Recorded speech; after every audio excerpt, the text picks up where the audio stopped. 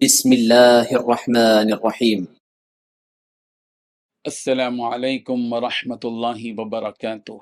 إن الحمد لله نحمده ونستعينه ونستغفره ونستهديه، والصلاة والسلام على سيد المرسلين محمد بآله وصحبه أجمعين، أما بعد.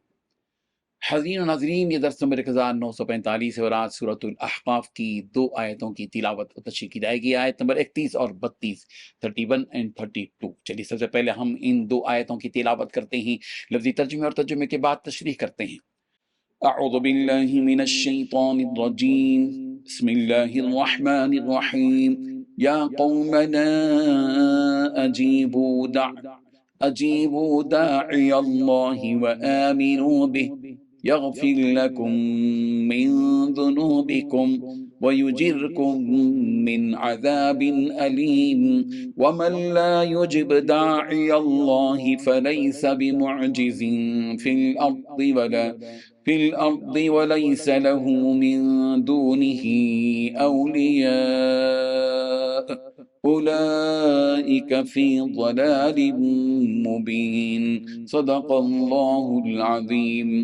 لفظی ترجمہ یوں ہے، یا قومنا، اے ہماری قوم، عجیبو، تم قبول کر لو، داعی اللہ، اللہ کے داعی کو، وآمنو، اور ایمان لاؤ، بھی اس پر، یغفر، وہ بخش دے گا، لکم، تمہارے لیے، من ذنوبکم، تمہارے گناہ، ویجرکم، اور وہ بچائے گا تمہیں، من عذاب علیم، دردناک عذاب سے۔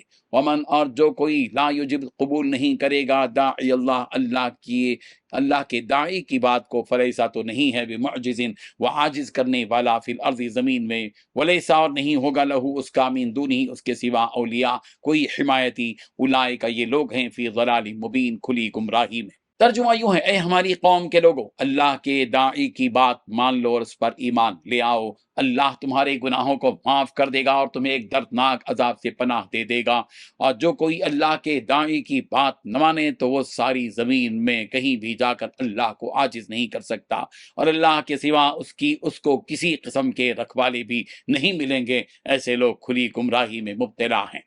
ان 2 آیتوں میں 7 باتیں بیان کی گئی ہیں۔ پہلی بات، اے ہماری قوم کے لوگوں، اللہ کے داعی کی بات مان لو۔ دوسری بات، اس داعی پر ایمان لے آؤ۔ تیسری بات، اللہ تمہارے گناہوں کو معاف کر دے گا۔ چوتھی بات، تمہیں ایک دردناک عذاب سے پناہ دے گا۔ پانچویں بات، جو کوئی اللہ کے داعی کی بات نہ مانے تو وہ ساری زمین میں کہیں بھی جا کر اللہ کو عاجز نہیں کر سکتا۔ چھٹویں بات، اللہ کے علاوہ اس کو کسی قسم کے رکھوالے بھی نہیں ملیں گے۔ ساتویں بات، ایسے لوگ کھلی گمراہی میں مبتلا ہیں۔ بزرگان محترم، جب جنات نے اس قرآن کی حقیقت اور اس کی سچائی کو اپنی قوم کے سامنے رکھا اور انہوں نے اپنی قوم کو اسلام کی دعوت دی کہ اے ہماری قوم، ہم نے تو اس نبی پر، اس قرآن پر ایمان قبول کر لیا ہے، اب تم بھی ان پر ایمان لے آؤ اور اللہ کی وحدانیت میں اور اس کی عبادت میں لگ جاؤ، اور اب تک تم نے جو گناہ کیے ہیں اور جن برائیوں میں تم مبتلا تھے ان سب کو اللہ تعالیٰ اس ایمان کی بدولت معاف کر دے گا، اور تم اس ایمان کے ذریعے دردناک عذاب سے جو کہ قیامت کے دن کافروں کو دیا جائے گا بچ جاؤ گے، اور جنت میں اور اس کی نعمتوں میں مزے کرتے پھرو گے۔ وَلِمَنْ خَافَ مَقَامَ رَبِّهِ جَنَّتَانِ، جو شخص اپنے رب کے سامنے دنیا میں کھڑا رہنے سے ڈرتا ہے اس کے لیے آخرت میں 2 باغ ہیں۔ حضرت ابن عباس رضی اللہ عنہما سے مروی ہے کہ دنیا میں کھڑا رہنے سے ڈرتا تھا، اس کے لیے آخرت میں 2 باغ ہیں۔ اس سے مراد فرمایا کہ جنات کی اس جماعت کی بات سن کر، حضرت ابن عباس رضی اللہ عنہما سے مروی ہے کہ جنات کی اس جماعت کی بات سن کر جنات میں سے 70 افراد ایمان لے آئے، تو وہ پھر نبی رحمت صلی اللہ علیہ وسلم کے پاس واپس آئے اور آپ علیہ الصلوۃ والتسلیم سے مقام بطحا پر ملاقات کی، جہاں پر آپ نے انہیں پھر سے قرآن پڑھ کر سنایا اور چند مسائل و احکام بتلائے کہ کیا کرنا ہے اور کیا نہیں کرنا ہے۔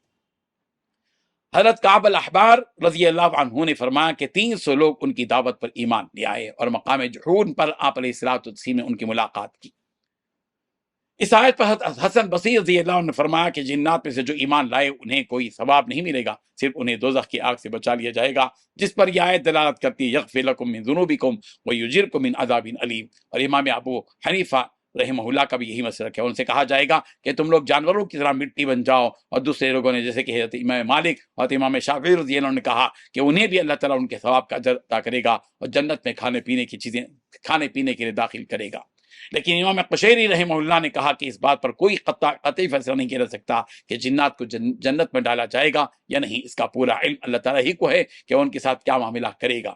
ہمارے لیے یہی مناسب ہے کہ ہم بھی اس معاملے میں کوئی قطعی بات نہ کہیں۔ اس کے بعد جنات کی جماعت نے کہا کہ اگر تم لوگ ایمان نہیں لاؤ گے تو اللہ کے عذاب سے بچ نہیں سکتے، چاہے تم کہیں بھی چلے جاؤ، اللہ تمہیں اپنی گرفت میں لے گا اور تمہیں تمہارے اعمال کی ضرور سزا دے گا، اور جب وہ تمہیں سزا دینے لگے گا تو اس وقت کوئی تمہاری مدد کو نہیں آئے گا اور کوئی تمہیں اس کے عذاب سے نہیں بچا سکے گا۔ اس لیے تمہاری بھلائی اور عافیت اسی میں ہے کہ تم اللہ پر، اس کے نبی پر ایمان لے آؤ، اور جو لوگ اس بات کو نہیں مانیں گے اور اللہ پر ایمان نہیں لائیں گے، اس کتاب کی تصدیق نہیں کریں گے، تو ایسے ہی لوگ کھلی گمراہی میں پڑے ہیں، کیونکہ ان کے سامنے ان کی ہدایت کا سارا سامان موجود ہے اور ان کی رہبری کے لیے نبی بھی موجود ہیں۔ اس کے باوجود بھی اگر وہ ایمان نہیں لائے تو انہیں اور کیا کیا جائے گا؟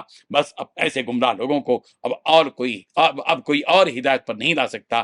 ان جیسے لوگوں کی سزا تو بس جہنم ہی طے۔ اللہ تبارک و تعالیٰ ان آیات کو سمجھنے کی توفیق عطا فرمائے۔ آمین۔ وآخر دعوانا الحمدللہ رب العالمین۔